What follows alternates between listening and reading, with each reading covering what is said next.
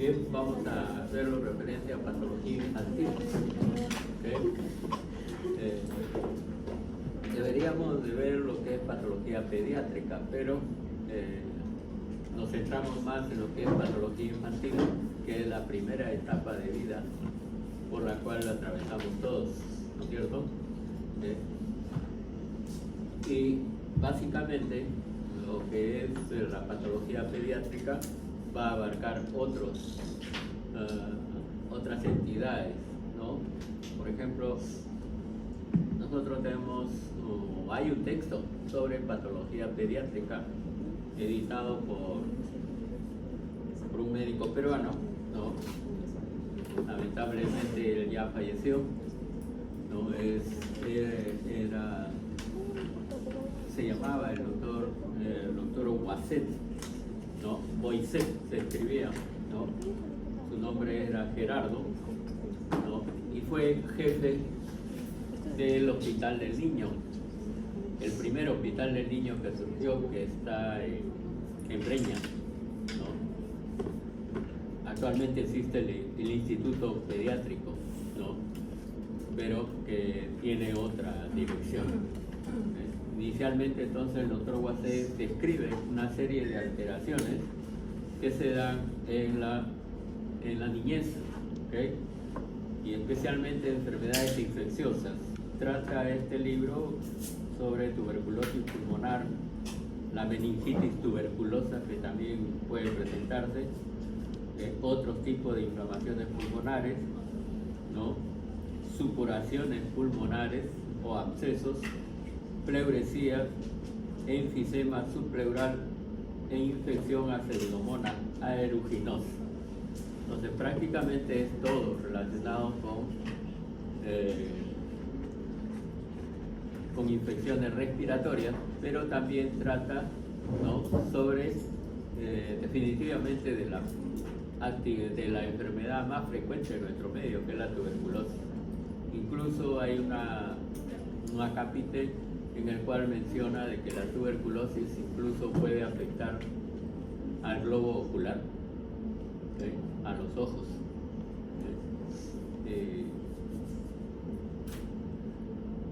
Aunque es raro, ¿no? Pero puede presentarse. ¿Okay?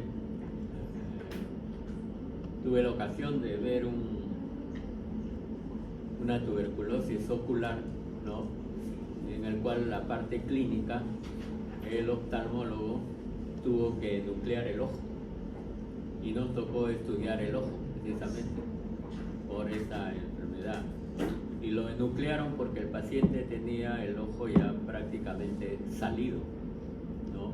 Tenía una protrusión del globo ocular bastante notoria, ¿okay? Y en el estudio histológico la tuberculosis se presenta igual que en el pulmón, granuloma, ¿no? De diferentes tipos, ¿okay? Con necrosis y sin necrosis caseosa. Y lógico, demostrado con coloración especial con beca que confirmaba ese diagnóstico, ¿no? Es un librito que no creo que ya se edite, como ya no está presente el autor, pero sí se mantiene como una reliquia de los trabajos propios que él mismo realizó en el Hospital del Niño. Bien, veamos lo que es patología infantil. En esta patología infantil debemos mencionar estas entidades: la hidropesía fetal, las enfermedades asociadas a prematuridad, la muerte súbita del lactante, infecciones perinatales, ¿no? Peri alrededor del nacimiento, ¿no? Entonces hay infecciones que pueden afectar al niño incluso antes de que pueda nacer, ¿okay? Luego la fibrosis quística, tumores en pediatría también, en recién nacidos, y enfermedades eruptivas, ¿no? Aunque no hay mucha evidencia gráfica de alguna de estas alteraciones, ¿no? Vamos a comenzar con lo que es la hidropesía fetal. Si habla de hidropesía, está relacionado con agua, ¿no es cierto? O con líquido. Y prácticamente se define la hidropesía fetal como acumulación de líquido intersticial en el feto durante el crecimiento intrauterino. La cantidad de acúmulo de este líquido es prácticamente invariable.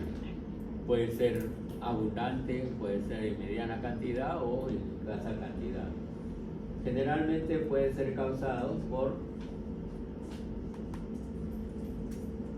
causas no inmunológicas, ¿no?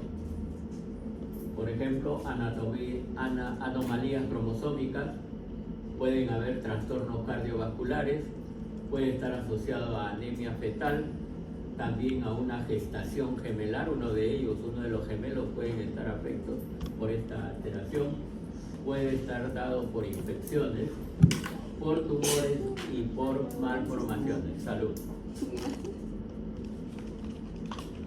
Entre las causas inmunológicas, por lo general se describe la incompatibilidad RH, la incompatibilidad de grupo sanguíneo, ¿no? El factor RH específicamente, y también la incompatibilidad de grupo sanguíneo, pero que es más raro. El más frecuente es la incompatibilidad de RH. ¿Okay? Recuerden ustedes que algunos bebés nacen con RH negativo, ¿no es cierto? La mayoría de personas tenemos RH positivo, ¿no es cierto? Algunos pueden tener RH negativo, no tienen el factor de Rhesus, por eso es RH, ¿no? De Rhesus. ¿Okay? Entonces, cuando se tiene RH negativo, prácticamente la madre ya no va a poder tener más hijos, porque afecta inmunológicamente a la mamá. ¿Okay? Si tiene otro embarazo, ese embarazo no llega a término, se muere antes de que nazca. Por eso el factor RH negativo es prácticamente se presenta en un solo hijo y la madre ya no va a poder tener más hijos, ¿okay? Por incompatibilidad de este grupo RH. ¿Okay? También vamos a tener la eritroblastosis fetal, cuando la causa es una anemia. ¿Okay? En este sentido de la eritroblastosis fetal, vamos a tener tejido hematopoyético extramedular, ¿no? En el hígado, también el tejido adiposo, puede haber este tejido hematopoyético, ¿no? Pero también se puede dar por hematíes inmaduros, y los hematíes inmaduros son conocidos como reticulocitos, ¿okay? Que van a salir a la sangre circulante. ¿Okay? Esos hematíes inmaduros no tienen toda la cualidad que presenta el hematíe maduro, ¿no? Entonces no van a servir para lo que es el intercambio gaseoso. ¿Okay? Y se le llama reticulocitos porque en el proceso de evolución del hematíe prácticamente el núcleo va a ir desapareciendo. Por eso es que los hematíes no tienen núcleo. Y el paso previo, antes de que esté en sangre periférica, ¿no? O una poca cantidad de hematíes en sangre periférica, presentan solamente una especie de parte del núcleo, como si fuese un retículo, como si fuesen redes de los cromosomas. Por eso se le llama reticulocito, ¿no?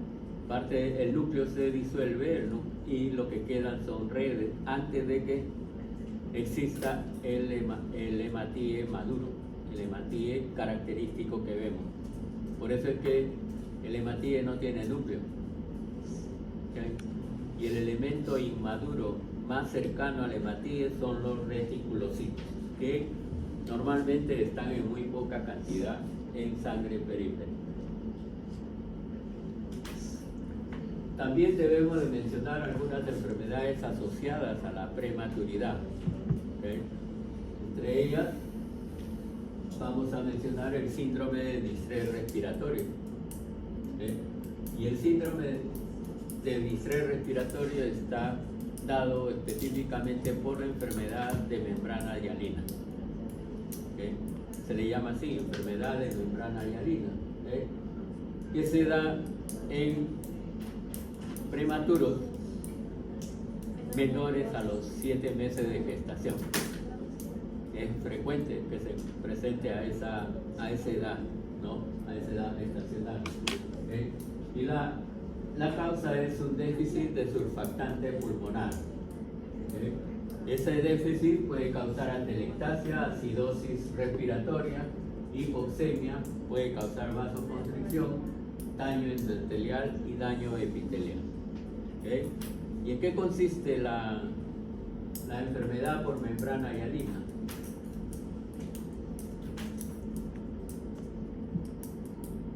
En realidad es esta membrana hialina se forma en reemplazo del surfactante, ¿no? ¿El surfactante para qué sirve en los pulmones? Para evitar el colapso pulmonar, ¿no? Pero además el surfactante está producido por qué células? Los neumocitos tipo 2, ¿cierto? ¿Y por qué otra célula?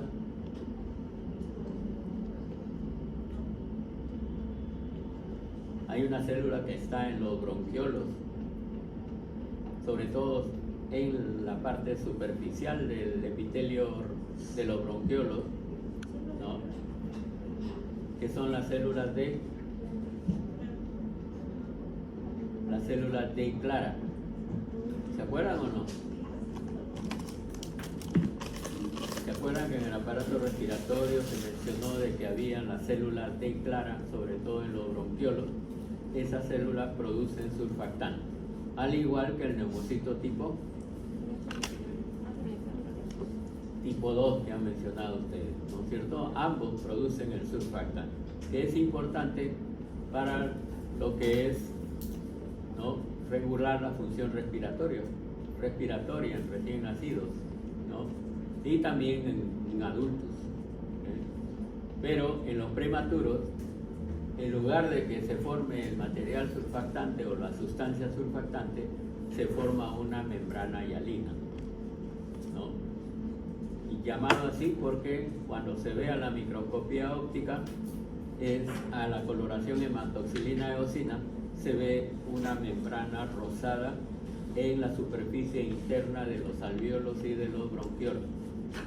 Por eso se le denomina así, enfermedad por membrana hialina, que va a ocasionar lo que es distrés respiratorio en prematuros. Es muy frecuente en muchos prematuros. Por eso es que aquellos prematuros que no llegan a los 7 meses de evolución, prácticamente la mayoría de ellos fallecen, y fallecen por esa causa, por la enfermedad por membrana hialina. Y la membrana hialina está constituida por proteínas plasmáticas Pas positivas que tapizan los tabiques alveolares y también los bronquiolos. Falta agregar ahí. ¿Qué otra alteración se asocia a prematuridad? 1 de cada 10 nacidos vivos nace con peso menor a 1500 gramos, o sea, menos de 1,5 kilos de peso. Entonces, eso puede provocar en el bebé una enterocolitis necrosante. Es una enfermedad frecuente en algunos recién nacidos también prematuros. Y esta enterocolitis necrosante es prácticamente una isquemia intestinal por hiperfunción generalizada, ¿no?, a nivel del lirio terminal, ciego y colon derecho. Macroscópicamente vamos a tener desde una distensión, sea prácticamente una elevación de la parte gástrica o abdominal, ¿no? Se distiende la pared abdominal y congestión de las vísceras, en este caso del intestino, con necrosis. No pueden necrosarse el intestino. Y esa necrosis es de tipo gangrenoso. Microscópicamente, ¿qué vamos a encontrar? Necrosis de coagulación de la pared intestinal, también tejido de granulación y fibrosis, ¿no? El organismo trata de regenerar esa zona que está alterada, pero a veces no lo logra, ¿no? Y lo que va a formar es fibrosis en exceso. Y también se asocia a neumatosis intestinal. ¿Qué será neumatosis? Son las burbujitas. ¿Cómo? Las burbujitas, como burbujitas. Claro, neumo es aire, ¿no? Es la forma de prácticamente formación de gases en el interior del intestino, ¿no? Por eso se le llama neumatosis intestinal. Otra enfermedad asociada a prematuridad es la hemorragia intraventricular cerebral. Hemorragia en los ventrículos cerebrales, ¿okay? Especialmente en los ventrículos laterales, con compresión del parénquima adyacente y necrosis cerebral, ¿no? Recuerden que si hay hemorragia, esta hemorragia ocupa un buen espacio dentro del cerebro y va a ocasionar, ¿no? Comprensión del parénquima y además necrosis del cerebro. ¿Okay? Y esto es originado probablemente por una disminución de la perfusión sanguínea, ¿okay? Con necrosis del endotelio por ruptura de la pared vascular, ¿no? Entonces, estas tres entidades pueden estar asociadas a prematuridad. La más frecuente es la primera, el síndrome de distrés respiratorio. ¿Okay? Y la que señala muchos textos también es la enterocolitis necrosante o necrotizante.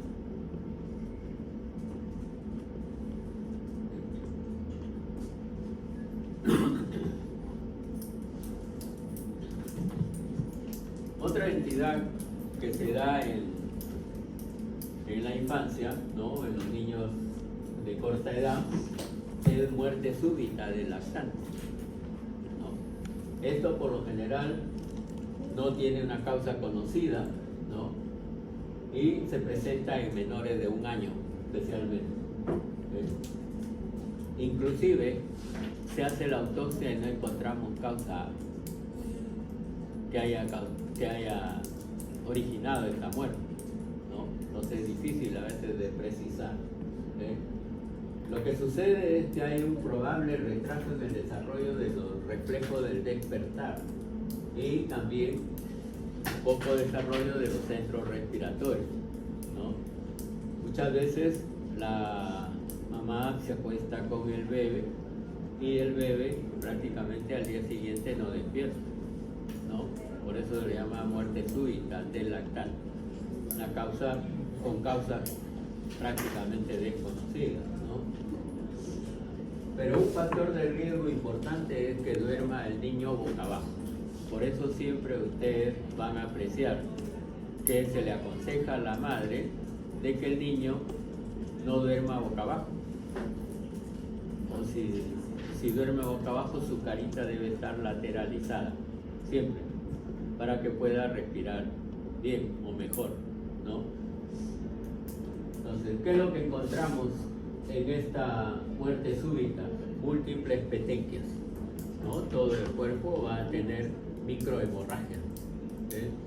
También hay congestión y edema pulmonar. Definitivamente que los pulmones son los que mayor se afectan y por esa deficiencia en la respiración llegan a morir estos recién nacidos, ¿okay? Y además hipoplasia del núcleo arcuato, ¿no? Me he puesto ahí con el interrogante porque no recuerdo dónde se encuentra el núcleo arcuato. ¿Ustedes se acuerdan?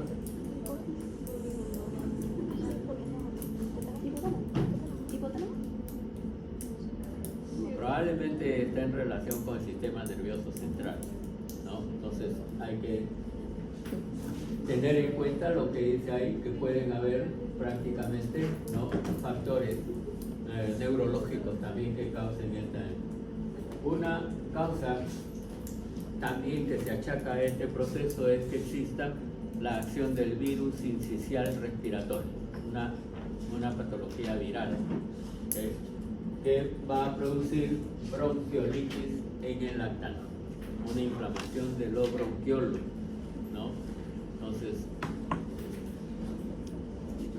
siempre puede estar asociado a ello entonces una infección viral, ¿no? Son una serie de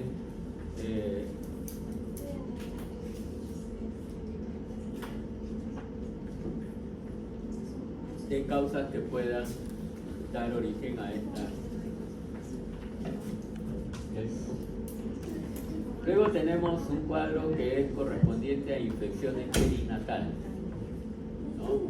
Y se le denomina así, peri es alrededor de, ¿no es cierto?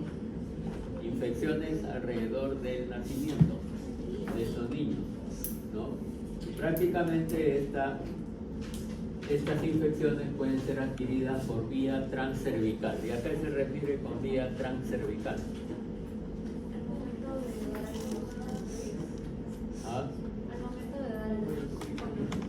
Claro, al momento en que va a atravesar el canal cervical, ¿no? Para llegar a la vagina. Entonces, puede ser producida por acciones bacterianas y en algunos casos por acciones virales. Se asocia a onfalitis, que también se le llama funicitis, que es la infección del cordón umbilical, ¿no es cierto? Onfalitis, infección del cordón umbilical, y también a corioamnionitis. Por eso es que la placenta, una vez que la madre da a luz, la placenta debe estudiarse, sobre todo cuando hay cuadros de infección neonatal, porque muchas veces podemos tener esas alteraciones, una corioamnionitis que va a causar infecciones también en el recién nacido, ¿no? Entonces hay que estar siempre precavido en ello. Ahora, muchas veces hubo un tiempo en el cual las placentas no eran estudiadas. Todas las placentas iban a una firma de cosméticos para crear la clásica crema placentaria, ¿no? Entonces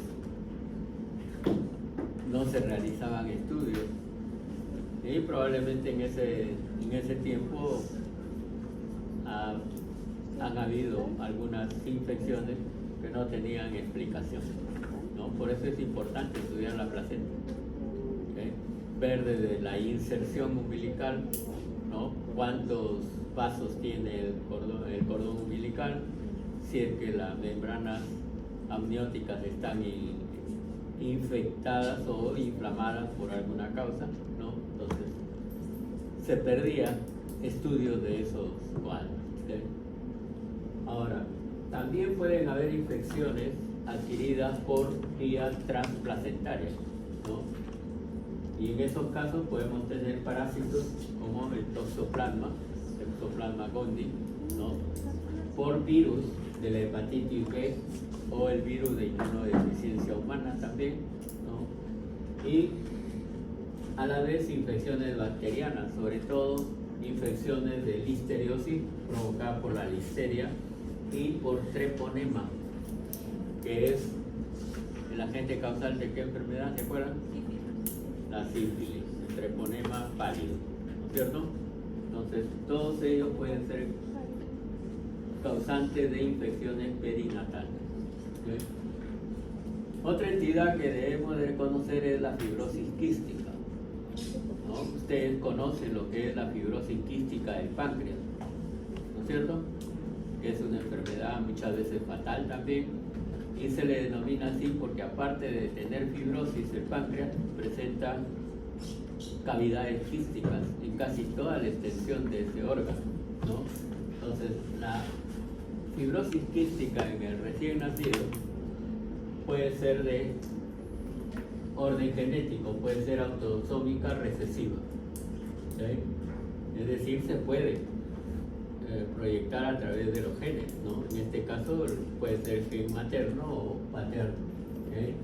También hay mutaciones del gen que es denominado regulador transcripcional transmembrana de la fibrosis quística, ¿no?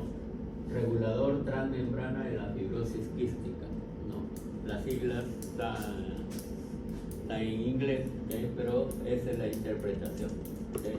Mutaciones de ese gen, ¿okay? Luego, esta entidad altera el transporte del ion cloro, provocando un aumento de sal en el sudor y aumento de la viscosidad en secreciones mucosas, ¿no? Entonces, puede ser en resumen que cómo podemos llegar a sospechar de esta fibrosis quística, ¿okay?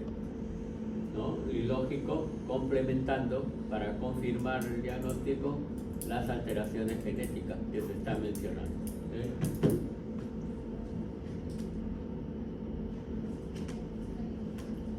¿Qué morfología vamos a tener en la fibrosis quística? Definitivamente